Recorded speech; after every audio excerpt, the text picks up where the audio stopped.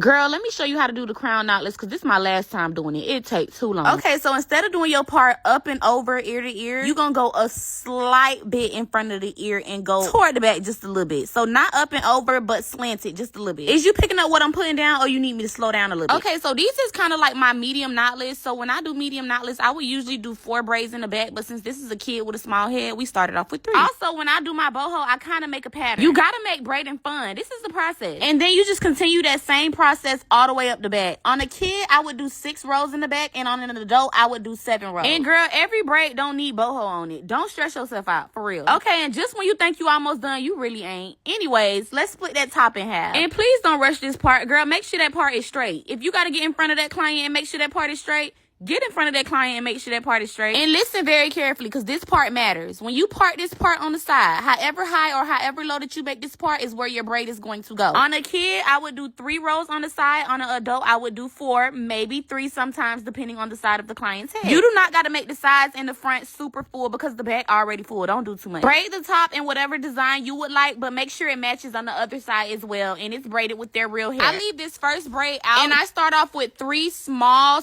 pieces of braiding hair and then use bigger pieces for the rest of the braid. And girl, if your client got some thick hair, please blend it throughout this whole process. This braid is the most important part. We do not need it looking crunchy. And girl, just when you thought you was done, you still ain't done. This is why I hate doing this style. So what we gonna do is put those 2 braids in a ponytail, right?